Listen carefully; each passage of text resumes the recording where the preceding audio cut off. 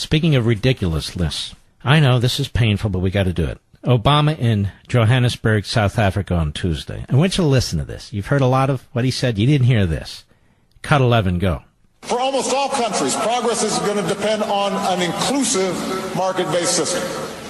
One that offers education for every child, that protects collective bargaining and secures the rights of every worker, that breaks up monopolies to encourage competition in small and medium-sized businesses, and has laws that root out corruption and ensures fair dealing in business, that maintains some form of progressive taxation so that rich people are still rich, but they're given a little bit back to make sure that everybody else has something, to pay for universal health care and retirement security, and invests in infrastructure and scientific research that builds platforms for innovation. I should add, by the way, right now I'm actually surprised by how much money I got. And let me tell you something. I don't have half as much as most of these folks, or a tenth or 100th. There's only so much you can eat. There's only so big a house you can have.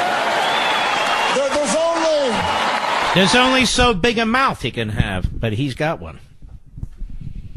I love the way these new millionaires and new billionaires personalize it.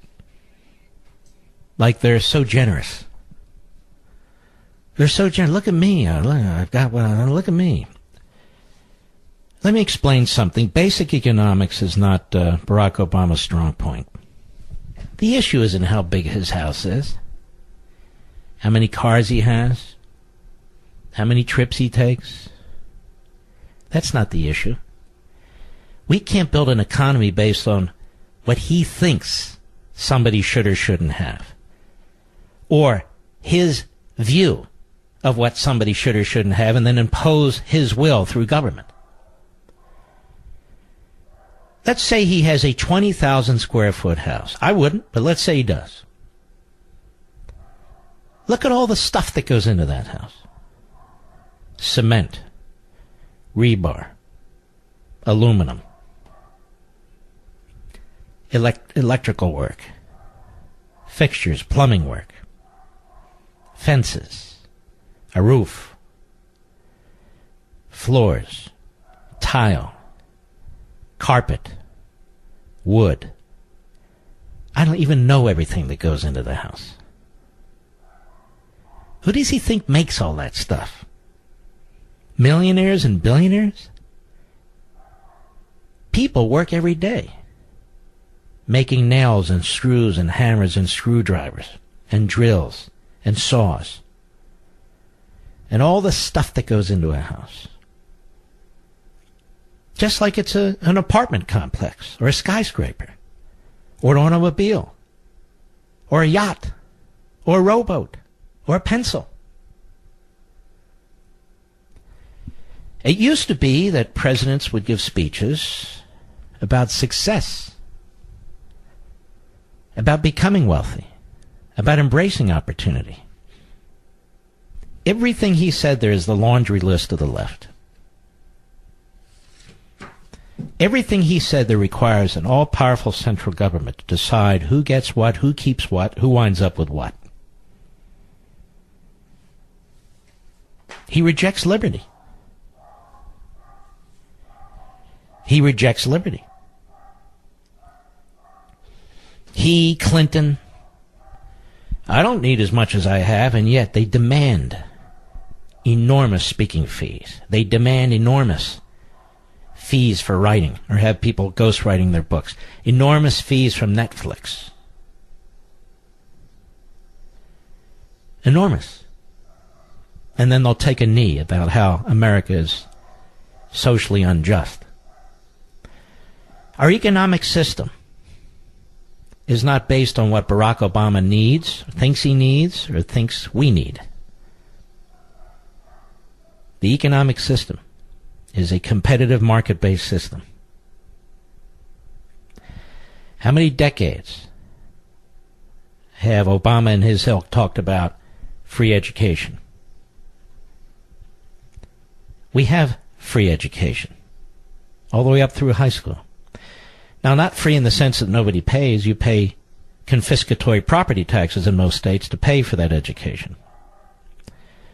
But anyone up to the age of whatever it is in your state has an opportunity to participate in that.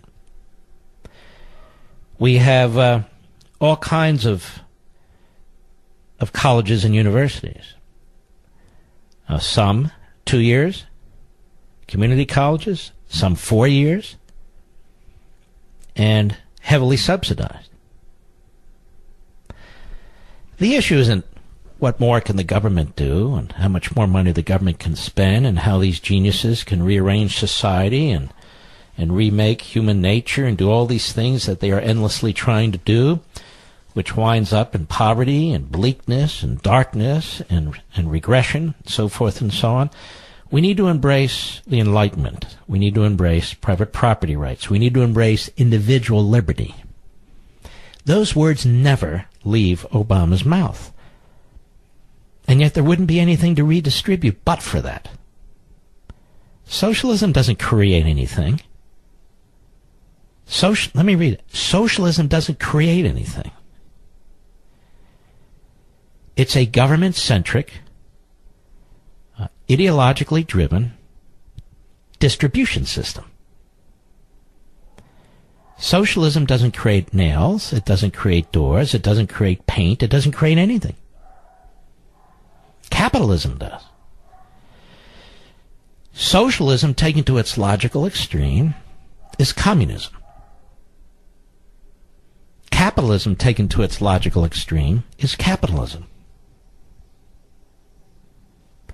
Socialism, taken to its logical extreme, is a police state. Capitalism, taken to its logical extreme, is a free country.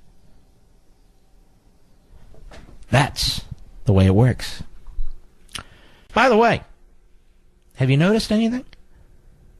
Have you noticed anything? The government shut down. It's Friday night. It's 5:45 Pacific time, 8:45 Eastern time. Nobody's working in the government. I mean, other than law enforcement and national security, but you know what I mean, the paper pushers. You feel okay? I feel great. You feel like you're missing something? No, I'm not missing anything either. I'll be right back.